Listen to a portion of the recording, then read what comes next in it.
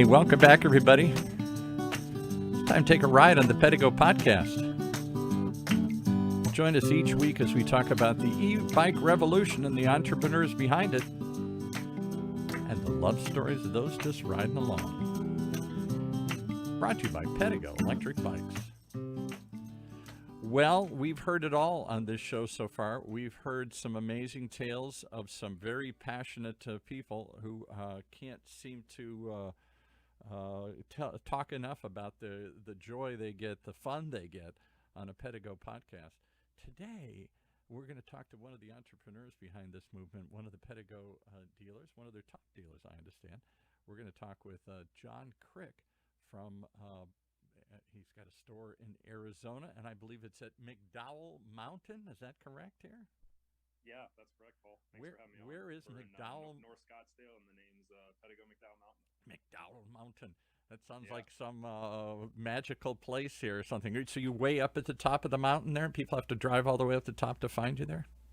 Believe it or not, right on the base of it, actually. So yeah, when you're driving in, it's hard, can't miss it. So it's pretty cool. It's really beautiful. Well, what is really beautiful is the story you're going to tell us, if I've heard any of it correctly here.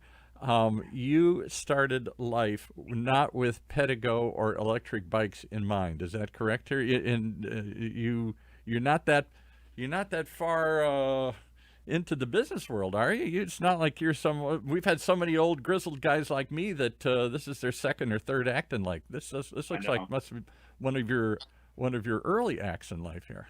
Yep. I was 30 years old when kind of got the ball rolling with Pedego.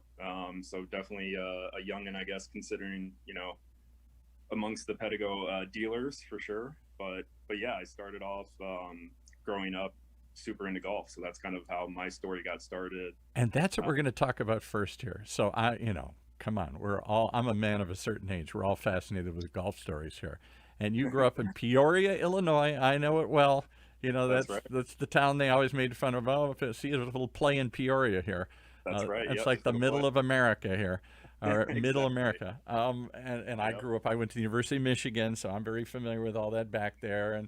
And you went to the University of Illinois. And we won't go into the rivalries here, but but whatever it is, you were a golf player in college, and then got the good fortune to come out and play professionally for like a bunch of years. Yeah, was really lucky. I was a good enough player, good enough to at least do it for 7 years. I always get while I was playing, people always ask, how good were you, or, that type of thing. Yeah. I was winning at that level, and I always tell people I was definitely good enough where I couldn't quit. I was too good to quit, but I probably couldn't get over the edge of that next level. I'm impressed because you got over the edge that most of us could never even imagine. You made the tour. I mean, the worst golfer on the tour on the best day can beat me by about 1 million strokes here. I mean, that's like they say, the worst guy on the bench in a football team is probably the best athlete you've ever seen in your life. I mean, the competition at that level. Fortunate enough to play on the Canadian tour. I played in a few web.com events, and it was a lot of fun. It's just, the game has brought me a lot, but more importantly, the game actually introduced me to Pedego. And let's talk about that, because you had some professional wins. It says on your resume you had 12, 15 professional wins. So it wasn't like you were struggling. You were good enough to play, but maybe frustrated because you weren't maybe in the top tier consistently. Am I saying that? I always fought a lot of injuries, even through college and growing up. I had a lot of back injuries and had a bad one in 2015. That was kind of tough. It was a long time away from golf. And then 2016 started having a bad hand injury, which led me to tore my UCL in my thumb, which led me to big surgery, pins in my thumb, all that fun stuff, and a long rehab, which is kind of where the story with Pedego kind of got started, through that rehab process. Yeah. Okay. So let's go into that. So now your dream is slipping away, like so many athletes. Injuries are ending your career here, and you got a rehab. You got all these problems. What did you do? Did you pick up a bike? Yeah, it was tough, because I'm a go person. I don't, I'm in the morning till at night, I'm doing something whether it's active at the shop constantly. I can't sit still. Not just laying on the couch watching TV. So it's injuries have been tough, and especially that one, knowing it's that like, what am I going to do now? It's just like that question just kept going in my head. I've always been into real estate. We've kind of done that as a side, my wife and I, to kind of bring in income, but that's kind of the direction I was going, and was really good friends with the Pedego La Quinta store owner. His name's Brian Newman, and he had been telling me about Pedego because this was the end of 2016. He'd probably been telling me about Pedego for over 2 years, and I just brushed it off like, You're like, come on, cool. Yeah, that's not for me. It's really cool you have a bike shop. It's great, have fun. It was just kind of one of those. And Brian's literally, he's one of my closest friends. I talk to him, if not daily, weekly, every multiple times a week. And always, he's telling you what? He's saying, no, you got to look at this. If golf is not in your future anymore, here, and he was not putting any pressure on me like you should do it. It was just like telling me like, doing really well. It's a lot of fun. It's just stress-free type thing. Flows really well. He's using all of his prior contacts from the golf industry. Now, had he been in the golf, I'm sure we'll have him on sometime too, but how did you guys know each other? Did you play golf together? We played professional golf together, and we traveled. Brian's traveled all over the world. He played on the European tour, kind of all over for, both of us traveled on the Central America for probably 5 years together. So that's how I got to know him. Wow. And he had stopped playing a couple years previous to me. So that's kind of how our story. And he's saying, man, if you're looking for something after, because that is let's just stop there for a second. We do a lot of shows out of the station here. And I've, through the years, met a number of professional athletes or those who were on the path to be pro athletes. They either were playing at a professional level or they were close to playing at a professional level. And then an injury. And they all said the same thing. This is all they knew since they were little kids. This is all they thought about, lived, eat, breathed, slept. And all of a sudden, I remember we had one guy in here once who was a top college prospect. And he said, I was already drafted, the whole thing. I'm on my way to the big show, to the, whatever they call it, the big leagues. Yeah. And he said, on just an ordinary game, I'm rounding second, and I tore something. I could feel it tear. Yeah. And he said, the minute I got up, I knew my career was over. And he said, that quickly, since something I had done since I was 6 or 8 or 10 is over in a second. So that's not an easy, that's not like saying, well, okay, so you had a bunch of fun, you made a bunch of money, and now it's time to move on. It's hard to let go of that kind of passion and commitment and training and everything. It is. And I'm too competitive of a person to stay in the industry and just kind of enjoy the sport. I need the competitive edge. Like I can't let that go from golf. So again, we've been hearing that this is a lot of the dealers we've had on before. This is their last career. Hey, I had a successful career, and now I'm looking for sort of an encore career, a fun career, a lifestyle career. This is not what, although many of them have said, I started off that way, now I'm on my second or my third or my fourth store here. Is this not just successful enough, is this competitive enough for you? Is this got enough growth? Is this got enough to hold your attention? We got 2 pro golfers here, and I'm told that you're 2 of the top dealers that are out there. And you guys both have, again, this thing that I would think, oh no, this is not for them. Yeah, that's Brian and myself are both competitive against each other. We talk a lot, but it's always, he'll call me on a Saturday, just sold four platinums. How you doing? What'd you do today? Yeah. Oh, darn. We love, I love that banter. I love going back and forth. I love competition. So any aspect of that, and I look at it, not just selling bikes, but being the best, having the best rental business, having the best well-kept store, having the best staff, that's super important. Having the happiest customers, having the people that want to come back tomorrow. All that stuff, having the best community support, all that stuff is competition to me. All right, so it's not for just the men of a certain age, men or women of a certain age. It can be that. It can be an encore career, can be a fun career, can be a rewarding career. But it can be something early in your career. You guys are pretty young. You're in your 30s now here. Yeah. So this is something that you're going to see and grow with, hopefully, for a long time, maybe forever, for your life. Yeah. Do you see is this one store or is this multiple stores? You got this one in what area is this, kind of like North Scott? There is one in Scottsdale, and you're the other one in like North Scottsdale or something? Correct. Yeah, it's great. We've got a great relationship. There's multiple stores in the Phoenix Valley. We've got a store in Old Town Scottsdale. They were kind of Bill and Kathy. They were kind of the pioneers, so to say, in our valley.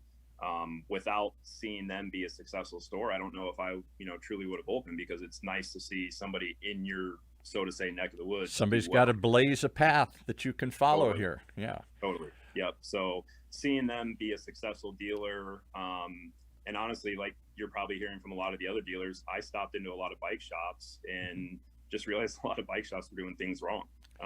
That's what we're hearing. That's what surprised me again. So I would have thought, as an outsider, I came outside this industry. I run this radio station, do this show, host the show for them. I don't know a lot about e-bikes. I'm learning like everybody else listening here.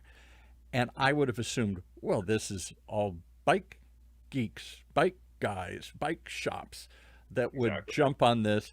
And instead, they seem to be the last. If they are getting on board, they're the last ones to get on board. Why? They turned their nose up at the beginning. They didn't understand it. They didn't see the customer for it.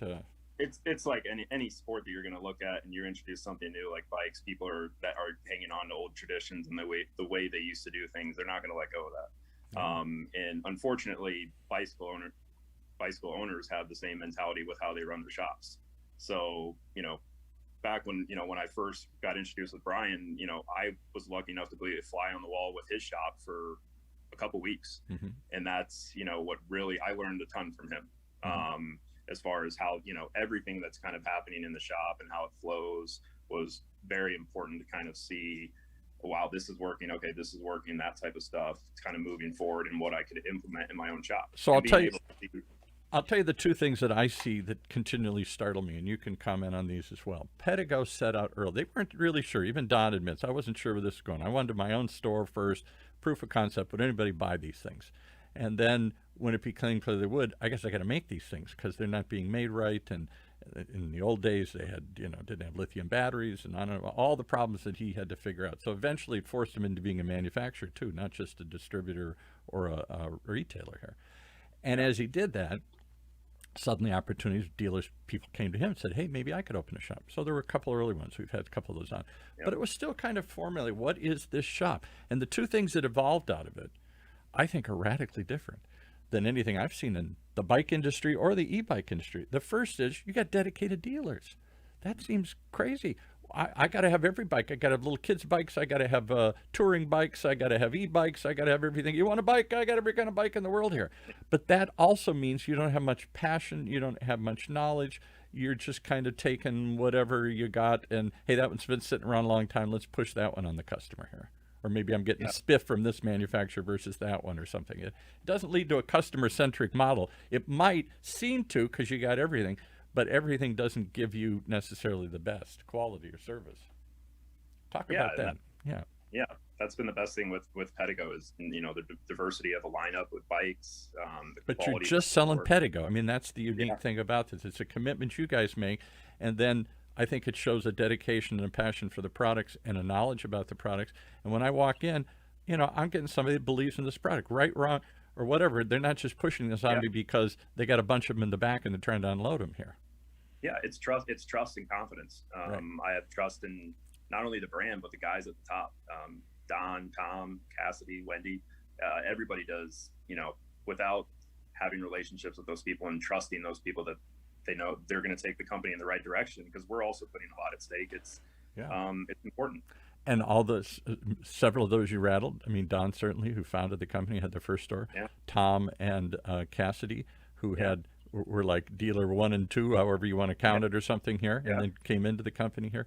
These are people that have walked the walk themselves. They didn't just come in they're not engineers who came up with a product on paper and then suddenly are trying to sell everybody this thing here. They've developed a system over time. So that was one of the features of it I find amazing. Did you find that attractive, or did you find that a deterrent? Absolutely. Because when I first, Brian introduced me to Tom and said, hey, call him, that type of thing. Once we kind of felt like I started doing my own research into the market where I was looking, I relied a lot on Tom and even Cassidy with just, silly questions and, stupid things, and even asking Brian, like, they were in, and I don't know if they can give that. I'm sure they do. You know, Cynthia's doing a great job with now with store opening, but I definitely probably bug the heck out of them, calling them and just asking them silly questions. Say, come on, really? Yeah, should really do this? Can we do this? Hey, that's fine. They can say they can ignore me all they want. That's fine. The other thing that I think was genius that they came up with early, and I don't know that other bike shops do this. Maybe they do, and I think we had somebody on from the Jersey Shore, and there are places that just rent bikes with this idea of try before you buy. I can't do that with anything else. I can't go try the toaster and take it home. I can't go try the TV and take it home. I can't try a car and take it home. So you're asking me to make a commitment to something, a substantial commitment, but not just in money, but in time. I don't want this to be like the exercise equipment I bought last year that's sitting in the garage this year. Right. Yeah. So in my store, I've never liked salespeople. I've never liked the sales approach. I don't like going car salesman. I don't like any of that. Yeah. So the high pressure, hey, don't leave. We'll give you a discount right now, 10% off. You do it right now. I don't like the follow-ups. So literally in my store, I teach, you know, that I'm sure you've heard, you know, Tom's super big into this, is just educating people about how the bikes function, sharing stories with them. That's what's important. And just getting people to, like you said, test ride. So when I'm training new staff, I go, guys, stop talking. Just get people on the bikes and try them. Just get people on the bike. Answer some questions, educate them. Just get them on and tell them to go. Keep going.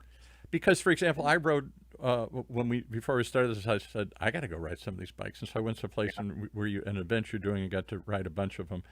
I was surprised the event wasn't just passing out brochures; bikes were there to be tried. Yep. So I spent quite some time and tried the full line. And I got to tell you, the bike I looked at, I'm a big guy. I'm going to get a big giant monster e-bike with the biggest tires. It's going to go super fast. Yep. But I'm also, in my 60s now here, and maybe that's not my priority anymore here. Exactly. I liked the littler, nimbler bike. And then I saw other people gravitate and no, this is my bike. I don't know that you can just look at it and decide what bike is yours. No, and that's super important in our shop once we get into that process of fitting the person and finding the proper bike. Yeah. We talk about geometry in my shop. We get people to, make sure that they are, on the right bike and have them try multiple options so that, like you said, you can distinguish between the Boomerang and the City Commuter and what makes these bikes different and why would I choose this one over that one. Do you get into, you talk about geometry, we haven't talked about this, but, I know that in golf shops, oh my God, they endlessly measure your swing and then what club. Yeah. I'm a golf nerd. So, even when I was playing, I was studying biomechanics and all type of, physics that go into the golf game. I love that stuff. So, bikes has been no different. I've just kind of tried to, slowly, put my passion more as learning. I love learning. So, anything I could learn about that, stuff that I didn't know 6 years ago and learn how this stuff can benefit my shop, I'm all about. So does it play into the way you sell? When I come in, do you fit one to me? Do you, what are you measuring? My most of it's, how my legs move and stuff here and everything. Yeah. We've got questions that we're looking and kind of intuitively on how you're responding to those questions. We're going to kind of usually try to put you in 1, 2, or 3 bikes, and then we'll have you test ride, listen to you on what you feel comfortable, but then also note certain things. We've got a test ride note at the bottom that my guys will fill out. Raised C, knees. She has knee pain. She has, this. Mm-hmm. So after, for doing this, he's big, she's short, whatever. Yeah. Right. After for doing this, going to our 5th season, if somebody comes in and they tell me they have lower back problem or knee problem, I know what bike will probably fit them based on the 100 previous customers that also had knee pain. Mm-hmm. So it's, you kind of know at this point, it's almost more intuitive to kind of know what bike a customer is going to gravitate towards. Now, obviously they may, you have guys that I need to have a plastic frame bike. I need that bar on top. So sometimes it's like, hey, some people it's just look and appearance and I got to have the biggest, baddest thing around here, or I've got to have the prettiest, girliest thing around here or something, whatever it is. But I think there is more to it than I thought. I thought it was just a bike's a bike, and maybe I got to get the right kind of height or something, a certain inch off the ground or whatever. But we'll play with cranks, we'll play with stems, handlebar changes, seat post changes, just anything customization or different modifications that we can make to make you more comfortable. That's we do that at usually no cost in our shop. So I'll tell you one other thing you said, and I don't want to give away the secret sauce here, but my father was in charge of dealer relations for Chrysler Corporation. I talked about it in the show before. Like Don, I grew up in the car business. Don grew up around cars in the car business. Yep. And so we've had that, commonality here. I grew up in Detroit, suburban Detroit. Everybody's dad was an executive for some car company or the vendors or whatever. Of course. And what my dad told me, I asked him along the way, because he trained dealers and he trained staff. He did all this stuff, tried to improve dealers. And I said, give me some simple takeaways, Not that I wanted to admit he knew anything, the old man, what does he know? But a couple things that stuck with me. And one was, he said, too many salespeople, particularly cars, particularly if they have lots of lines, lots of bikes, they want to show you everything in the store. And at some point, you confuse a customer, you lose a customer. I have felt that. I don't want to see everything. I want to see the right things. And the magic number is 3. You can, good, better, best. Beginning, middle, end, high, low, middle. You start showing me beyond 3, 4, 5. So you said right away, I'll show you 2 or 3 bikes. I thought, this guy gets it. I think too many of these people, I've walked into the shops, I got everything. I know. And I don't, well, where do I start? I don't know, here, and pretty soon 2 hours later, I'm exhausted and I leave. I don't know what, you didn't listen to me. You didn't, I'm looking for somebody to curate, cut through this, get me on the right bike quickly. Give me a couple of choices, but not an infinite number. Yeah, I mean, like I said, I don't like sales, but I definitely study sales. So I know there are definitely aspects that we try to, like that, giving people limited options, 2 or 3 options is definitely important. And because if those 3 don't work, then you haven't listened. That if they really did want the monster bike or the funny bike or the silly bike, then you weren't listening. You gave them the wrong 3 options. So you should listen, and then you're the expert. Here's my 3 choices: good, better, best, and why they did it, and try it, experiment. But if we're going on and on and on, you're not very good at your job, and I'm not very good at explaining what I want. Yeah. And that was things that even when I went in the process of, opening a store, that rocking into bike shops and just kind of playing a secret shopper, like, asking questions. It was kind of funny just seeing some of these guys list off 15 different bikes. I've been in bike shops years ago, and I've told the bad story I had.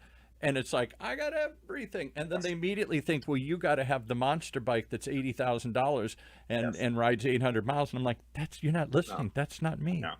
And then if they do, they turn their nose up at you. It's like my impression of going to a Rolls Royce store or something, or a Ferrari store. Well, why are you here? We only sell this, I don't know if they have an accent, but whatever, somehow they have to have an accent in those kind of places. They have to be snobbish. They're very snobbish, or they're just, bikes are us. We got everything. Pick it out, and when you're ready, come on up, and I'll ring it up. It goes with greetings. When I can't. That's one of my biggest pet peeves. When you walk into a bike shop, nobody greets you, and I still laugh at it because I might be out of a tube and I need to go to so and so down the road and go. And I'll walk in, nobody says a word, and I'll just stand there for 30 seconds, 45 seconds, just stand there, just waiting, nothing. And so it's things like that you start to see. Like, we do delivery. We're one of the few shops in which I found kind of ironic, or I guess weird, that we're one of the few shops that does deliveries for service, for new bikes, anything like that in the Valley. So I'll tell you, particularly in pandemic times, we had a giant dealer on, whose name escapes me, but I think they were something like a Honda deal or something, and I forgot what business show they were on. But they have like multiple stores back in New York. Yeah. And this was at the height of the pandemic. I said, what are you doing? So we're pivoting. As you see ads and other things, you can buy the car and we'll bring it to you, or test drive, bring it to you, or you want it serviced, leave the keys somewhere and a mailbox, and we'll go pick them up. Someplace secure. Somehow we get the keys and then we take it, and it just reappears the next day, and you don't even know that it was gone. Yeah. Yeah, if you're not making it convenient for your customers in 2021, I don't know what you're doing. Yeah, so, exactly. All right. Yeah. All right. So did this bike help you? Because it wasn't just looking for an opportunity. You were looking to recover. Well, we didn't really pursue that. Talk about, did bikes help you any bike, much less this bike, help you rehab from these serious injuries? It was different for me. When I got on the bike, it was more of a mental sanity. I was I felt like, I don't want to say like in a bad spot, but I was just down in the dumps. And getting on that bike, like, I still remember when Brian got it, I had a giant cast I couldn't on my left hand. So literally, I was pulling the throttle with one hand. I mean, don't recommend any of that for anybody at home, but I had a pin in my hand, and I had a smile on my face. I was lighting up. We took the bikes home that night. I rode it the following morning. Just a blast, just to get out. And I wasn't looking at it for a workout purpose. I like doing, more other things as well, but Right. it's great for that. It was great to see. It was me great be to able get you go out with and my get mom. you thinking positive and Yeah. happy thoughts again here. Yeah. It was huge. Just really refreshing. And it's been cool to see kind of that connection that I have with some of my customers as well. Especially now, like with some of the stuff that people are going on, just like trying to get out of the house and different things that people are dealing with. Yeah. It's really amazing. Well, and the one word I hear come up every interview, customer, entrepreneur, dealer, manufacturer, is smile. That's not a word I associate with most products. Right. Smile. Yeah. I might like it. I might enjoy Yeah. it. It might serve my needs, but Yep. smile isn't the one thing I hear about anything. No, and that was the big. I mean, that was the big difference maker when I'm looking at it in 2016. Like, what direction do I want to go with my life? That was the big factor. Like, Smile absolutely. was big. Well, I'll tell you another, again, more advice from the old man here. Through him, I got to meet a couple of custom car designers through the years. We had a couple of, because he'd bring home some cool cars, experimental cars and stuff like that, as did my friends' fathers and stuff. And one of the things I asked him once, just casually, I said, what makes a good car classic? Why do people react to this car and not that car? And he said, smile. He said, in fact, he said the test for him was, as a salesperson, if you could walk away without looking back at it, forget it. But it's sort of like that girl I'm going to sound like an old man here, but that girl you just met somewhere a million years ago, I'm thinking about in college. If she would, I think there was some famous line from some movie with Clint Eastwood, and it was like, that's how you tell if the girl likes you, if she walks away and turns around and looks back. The same thing is true with a product like a car or a bike. If the customer walks away with a smile, if they can't resist turning back one more time to look at it, you've hit a home run. Then you got something there. Yeah, it's awesome. I love when people first hop on the bike and they pull the throttle, and you always hear the ooh sound. Every time when they come back. I think I made the ooh sound. Wasn't I went like, oh yeah, it's like automatic. It's just like your nervous system taking over. Yeah, it's awesome. So I mean, it really is. I'd say satisfying and rewarding to kind of see that and hear some of these stories. All right. So one of the things that you do, because you were a touring golfer, is that you put on a show. You take people out on the tour, even more than most. I hear you do events and other crazy stuff like that to get them out, to follow the leader, to get out in the world, to experience it as a pack, not just a personal product here. Yeah, we've and that's, like I said, one of the things that I did learn from Brian. That was when I was in his shop one day. He I think it was a Saturday, and we went out and said, oh, we're going to this farmer's market, and I'm doing an event here, help him, kind of help him set up, that type of thing. And then finish up there like an hour, and he's like, hey, we got to go over one thing here, and we're going over here. And I didn't realize one of his other employees had another pop-up shop at like a marathon that was going on. So he's literally got, an event at farmer's market, marathon, and then his shop. And it's just like, I'm looking at this and it's just like, this is genius. You're just increasing your percentages and odds of spreading everything. You're just multiplying it by 3 right there. And you're turning this in from a personal, which I always thought a bike was, a personal vehicle, me alone out in the world riding a bike because I need the exercise, or I want to get out in the world, or whatever it is. I want to go down the trails, into a group activity. The car companies that have done that have created fanatical followers. I'm thinking of Jeep because I'm a Chrysler man.